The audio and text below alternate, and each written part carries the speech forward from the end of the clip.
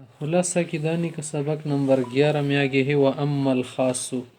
واجبات کا بیان چل رہا تھا، پر واجب سے مراد ضروری چیزیں ہیں۔ واجبات مانا ضروریات نماز، اور فرض بھی ضروری ہے، واجب بھی ضروری، اس لیے عام لفظ میں کہا، ورنہ ویسے آپ 14 واجب ہے یا پر 21 کہاں تو فرض بھی شامل کیا۔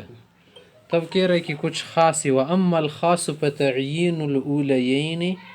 خاص جو واجبات نماز کے لیے وہ ہے کہ پہلی 2 رکعتوں کا متعین کرنا، للقراءة والفاتحة لہما، قرات اور فاتحہ ان دونوں کے لیے۔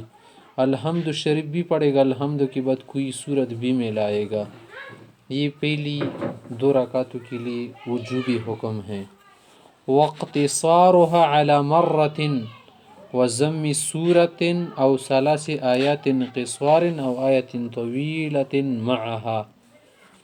واختصارها على مرة، اور یہ پڑھنا ایک مرتبہ ہے الحمد شریف کا۔ واختصارها مانا اس پر بس کرنا، ایک مرتبہ ہے، زیادہ نہیں پڑھے گا ایک مرتبہ سے، اور ساتھ ساتھ وضم سورة، ایک صورت بھی میں لائے گا، ضم سورة مانا صورت میں لائے گا۔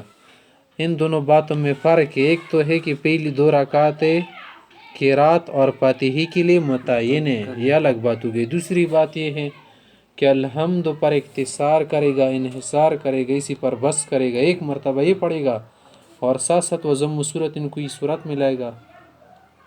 پھر یہ صورت میں لانا اگر کیا ہو لمبی صورت تو سب تو نہیں پڑھ سکتا پوری، کیا کرے، یا تو لمبی آیت پڑھ لے اس سے، یا 3 آیتیں پڑھ لے، یا 3 سے زیادہ پڑھ لے، اس کی مرضی۔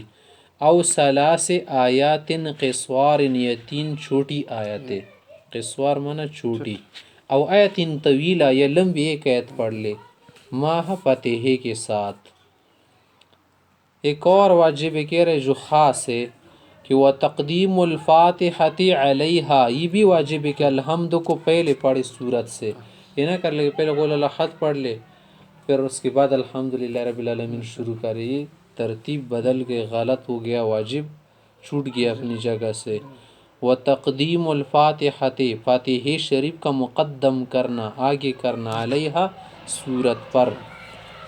وَهَذِهِ عَلَى مَنْ عَلَيْهِ الْقِرَاءَ، یہ بات و شخص پر واجب ہے، وَهَذِهِ یعنی الحمد کا آگے کرنا صورت سے، کس پر ہے، عَلَى مَنْ اس شخص پر ہے، علیہ القراء جس پر قرات پڑھنا ضروری، جسے امام ہے یا آدمی اکیلے نماز پڑھ رہا منفرد، اگر مقتدی ہو یہ ضروری نہیں، کیونکہ ویسے بھی قرات نہیں کرتا۔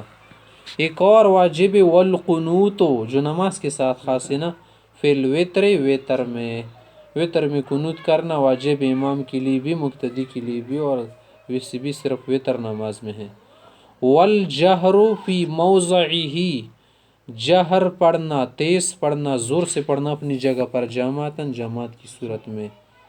والمخافت یا والمخافت کذالک، اسی طرح سے آہستہ پڑھنا، چھپ کے پڑھنا بھی اپنی جگہ پر ضروری، جیسے ظہر کی نماز میں، عصر کی نماز میں، یا عام دنوں کی نماز میں ہم چھپ کے قرات کرتے ہیں۔ اور ساتھ ساتھ وَإِنصَاتُ الْمُقْتَدِي، مقتدی کا چپ رہنا، خاموش رہنا واجب ہے، وقت قراءت الامام، جب امام قرات کر رہا ہو اس وقت یہ کچھ نہیں پڑھے گا۔